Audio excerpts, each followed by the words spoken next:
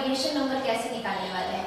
अगर आपने प्रीवियस सारे वीडियोस नहीं देखे और आपको पता नहीं है कि कोऑर्डिनेशन कंपाउंड क्या होता है, लिगांड क्या होता है, जो मैंने अपने पहले वीडियो में अपलोड कर चुका है, तो वो सारी चीजें आप जाके पहले देख लो, उसके बाद ही आपको समझ में आएगा कि आखिर कोऑर्डिनेशन नंबर क्या होता है।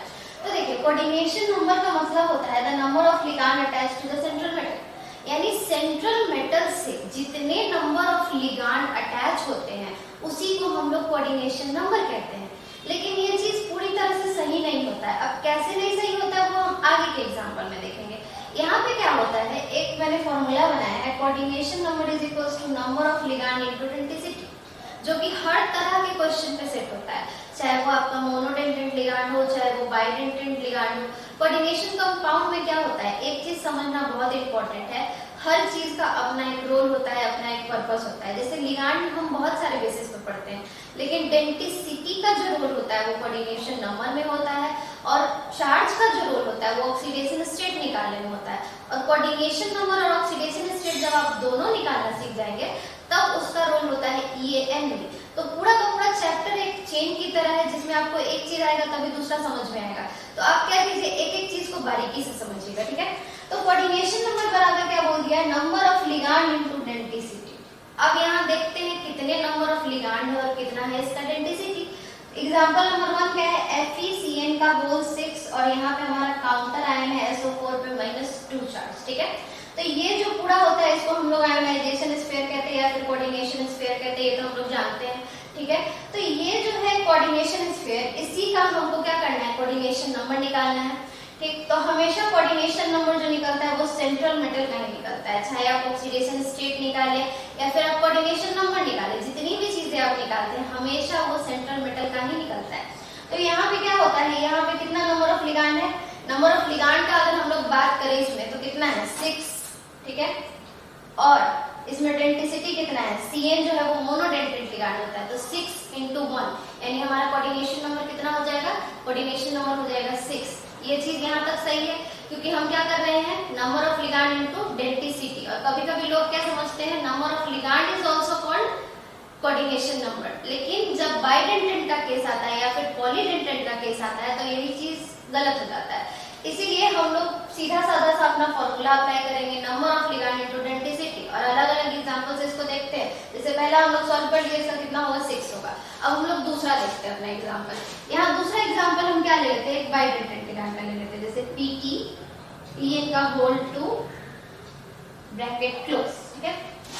यहाँ पे जब हम लोग देखते हैं तो हमको पता चलता है कि EN क्या है, एक बाइडेंटेंट लिगांड है। अगर नहीं पता है आपको तो प्रीवियस वीडियो में जाके देख लीजिए कि हाँ EN कौन कौन से ऐसे हैं जो हमारे बाइडेंटेंट लिगांड है। 3-4 बाइडेंटेंट लिगांड जो होते हैं वो आप नोट कर सकते हैं, जो इंपॉर्टेंट होते हैं, जैसे C2O4 -2 हो गया, जिसको हम लोग कहते हैं ऑक्सलेटो।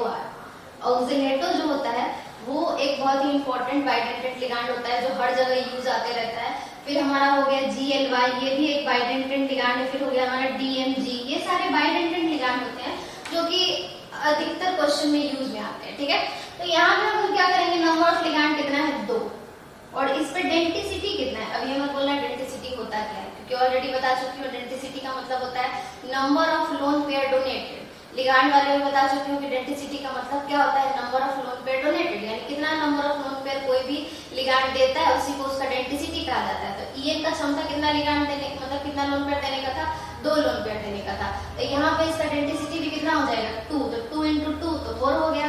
तो इसका कोऑर्डिनेशन नंबर कितना आ जाएगा 4।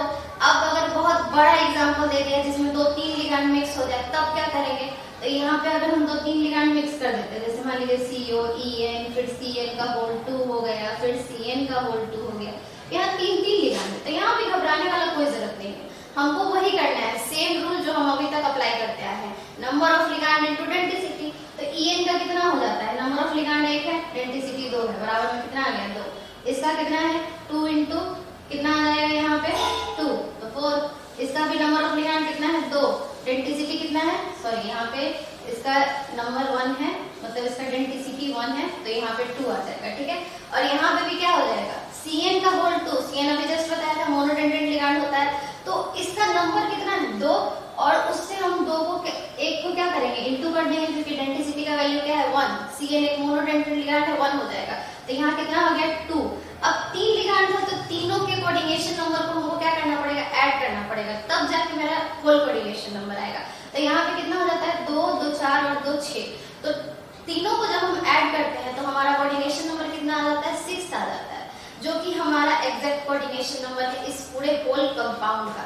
तो मतलब क्वेश्चन अलग अलग टाइप से पूछा जाता है, कभी आपको सिर्फ मोनोडेंटेट दिया जाएगा, कभी मोनो बाई मिक्स करके दिया जाएगा, कभी ट्राई दिया जाएगा। अगर सिर्फ ईडीटीए दिया जाए, जैसे हम मान लेते हैं कि हमको सिर्फ ईडीटीए दिया गया, तो ईडीटीए के केस में क्या होता है, हम जानते हैं कि ईडीटीए हेक्साडेंटेट लिगांड, अगर एक ईडीटीए भी दिया है तो वहां पे क्या हो जाएगा, नंबर ऑफ लिगांड ईडीटीए 1 है तो 1 इनटू डेंसिटी कितना है 6, तो उसका होल कोऑर्डिनेशन नंबर कितना आ जाएगा 6। तो सिंपली बस एक बात याद रखना है, number of ligand into density, इससे ज्यादा कुछ नहीं याद रखना है, और सिर्फ इतना याद रखना है कि किसका डेंसिटी क्या होता है बस। अब आगे देखते हैं हम लोग ऑक्सीडेशन स्टेट कैसे निकाला जाता है, तब तक इसका स्क्रीनशॉट ले लो, और अगर नहीं लेने का मन है तो अपने सॉफ्टवेयर में अपलोड कर लो जो आपके पास नेचुरली दिया गया है, ताकि आप उसका बार बार यूज कर सके। अब हम क्या देखते हैं कि ऑक्सीडेशन स्टेट को कैसे फाइंड आउट किया जाता है। तो ऑक्सीडेशन स्टेट फाइंड आउट करने से पहले हमको लिगांड का ऑक्सीडेशन स्टेट पता होना जरूरी है। तो यहाँ पे कुछ लिगांड लिखा हुआ है, जैसे CO4 हो गया, उसपे -2 चार्ज होता है, NO2 हो गया जिसपे कि -1 चार्ज होता है, CN होता है जिसपे कि -1 चार्ज होता है, C2O4 ऑक्सीलेटो जिसपे -2 चार्ज होता है, हेलोजन जितने भी होते हैं फ्लोरीन, क्लोरीन, ब्रोमीन, आयोडीन, सब पे -1 चार्ज होता है। फिर हमारा जितना भी न्यूट्रल लिगांड है उसका ऑक्सीडेशन स्टेट हमेशा 0 होगा।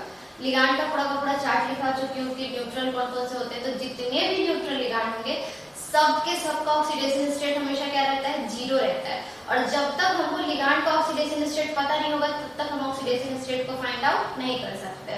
तो एग्जांपल में हम क्या देखेंगे कि ऑक्सीडेशन स्टेट को आखिर फाइंड आउट कैसे किया जाता है अलग अलग तरह से। देखो अभी जितने भी टॉपिक आपको बताए जा रहे हैं, चाहे वो कोऑर्डिनेशन नंबर हो, चाहे वो ऑक्सीडेशन स्टेट हो, चाहे वो लिगांड हो, आपको लग रहा होगा कि ये चीज बहुत ज्यादा इजी है और इसको हम कैसे भी करके कर लेंगे, लेकिन इसका आना बहुत जरूरी है क्योंकि ये पिलर है, और जब तक आपका पिलर मजबूत नहीं रहेगा तब तक आप वो बड़े बड़े हाइब्रिडाइजेशन वाले महल जैसे जो अच्छे अच्छे क्वेश्चन होते हैं बड़े बड़े वाले, वो सारे सॉल्व नहीं होंगे।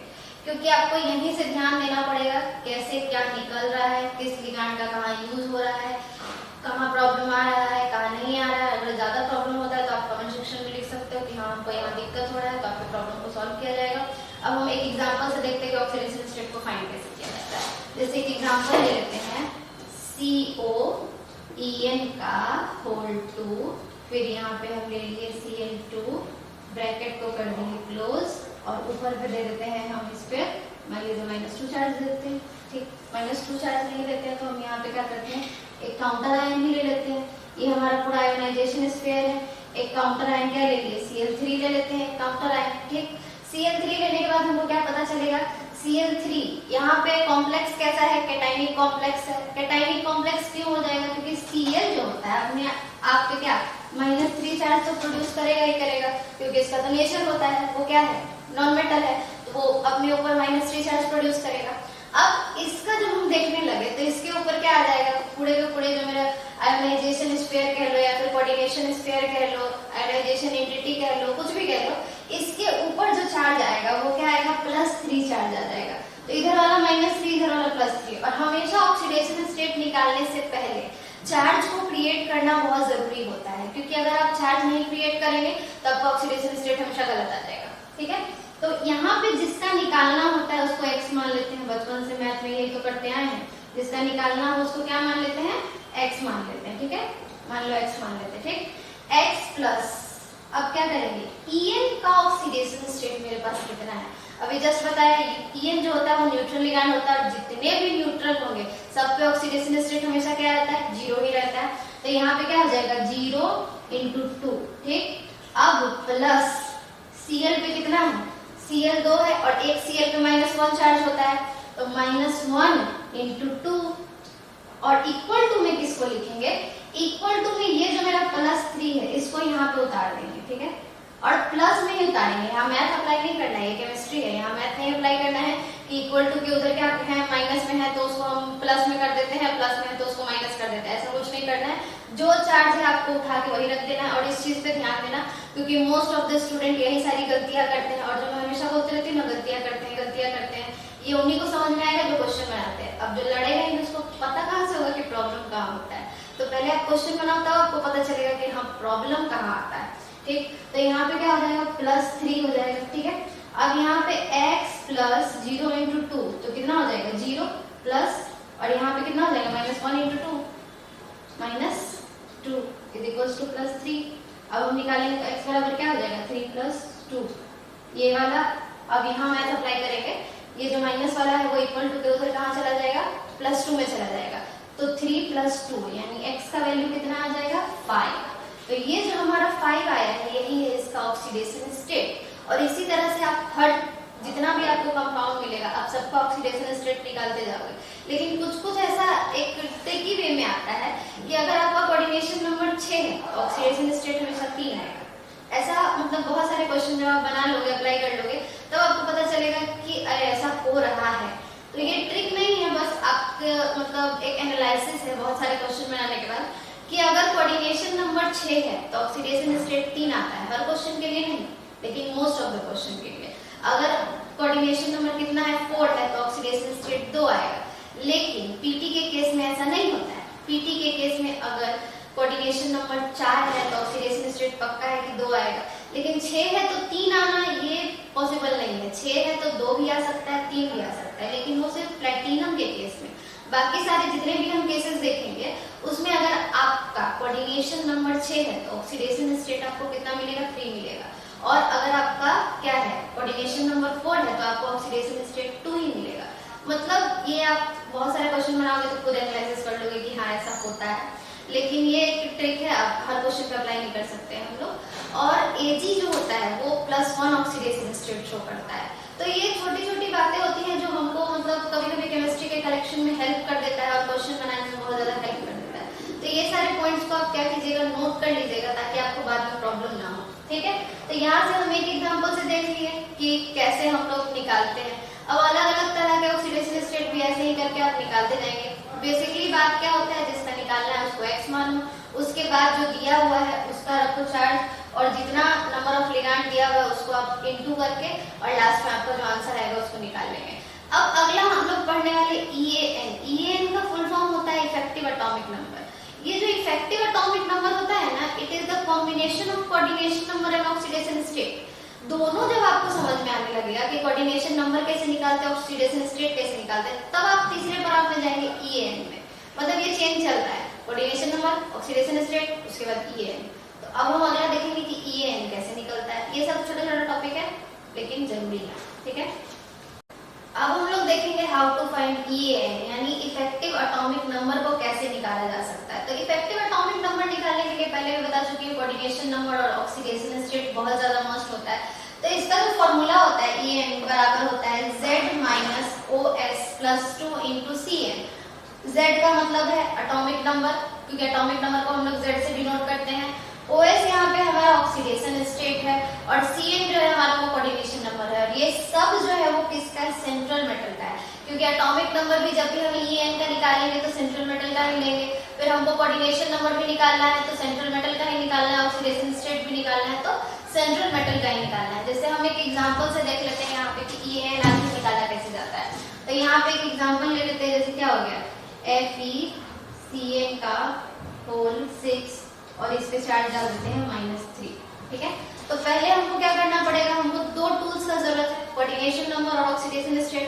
तो इसका अगर हम लोग कोऑर्डिनेशन नंबर निकालें तो क्या कोऑर्डिनेशन नंबर कैसे निकलता है, number of ligand into density. तो नंबर ऑफ लिगैंड कितने हैं 6, डेंसिटी कितना है 1, यानी कि इसका कोऑर्डिनेशन नंबर का वैल्यू कितना आ गया 6।